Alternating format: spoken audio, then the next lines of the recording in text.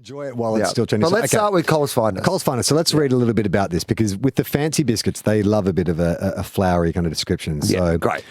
Coles Finest small batch cornflake cookies. Small batch. So does that mean Shut it's up. like more exclusive?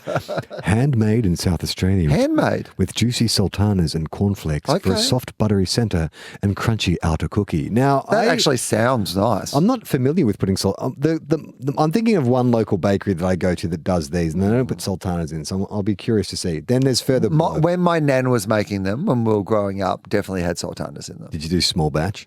I mean, I think she was making small batch. I don't think Nan had a factory at the back of her kitchen where she was doing large batch. Made in South Australia using quality ingredients, this nostalgic cookie recipe has been handcrafted in small batches, then baked for a soft centre and crunchy outer.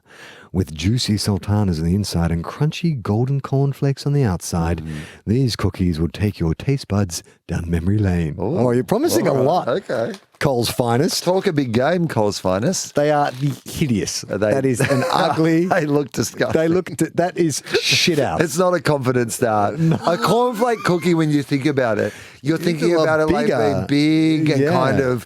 like generous and hearty, misshapen and like with dark lumps inside of it. It looks very sad. That is indeed a small batch. That's what I will say. Small industrial packaged batch. Yeah, that's true. It doesn't have a lot of charm to it, does it? The colour is immediately off-putting. Oh, it's kind of pale. Yeah, the cornflakes are falling off like dead skin. I mean, there's barely cornflakes attached to it still. I mean, that one, look, there's barely any cornflakes on that. Yeah. There's a lot of cornflakes in the bottom of the packaging, I will say that. Yeah. Like, they haven't really lasted. It is one of the most, of all the biscuits we have consumed in this segment, this is the most aesthetically displeasing. It looks like and it looks old and stale, and everything about it is repulsive. I'll go first. Okay. It really actually looks like, it actually looks more like a tempura mushroom that has been like left out and like just gone cold, and it's got that sort of like clag. It does not look great. How does it taste?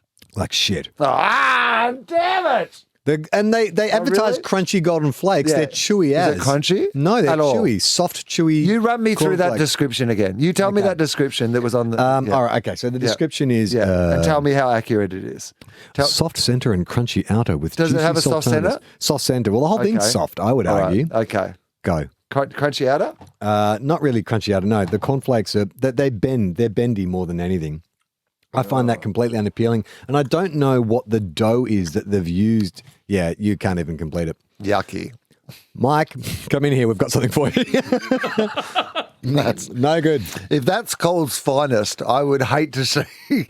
I would hate to see when Coles is phoning it in. I would hate to see Coles worst. Oh my God! How could you fuck up a cornflake cookie? Like, it seems like such a no-brainer. Oh, that is terrible. That makes me hate my nan. I mean, the worst one we've had so Maybe far. it was just a bad batch.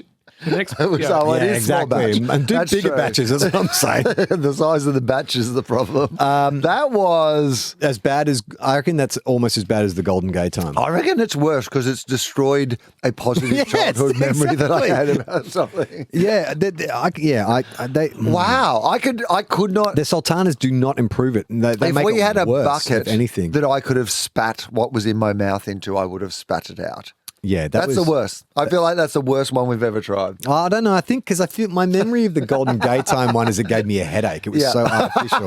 Yeah, okay. This one just feels like bad. Still stuck in my teeth though. Yeah, everything I've about got a that's real horrible. awful lingering aftertaste. This was a mistake to do it at the start of the podcast. You know what I think the problem is? I'm just looking. This is why we normally do it at the end, so I can wash the disgusting taste out of my mouth. It says no artificial colours and flavours. Put some in. That's what I'm hearing. More artificial colours and flavours. Put something in there. It's disgusting. Now we know why they're only doing small batches. Oh my God. I would make the batch even smaller than that. People are eating smaller batches of it.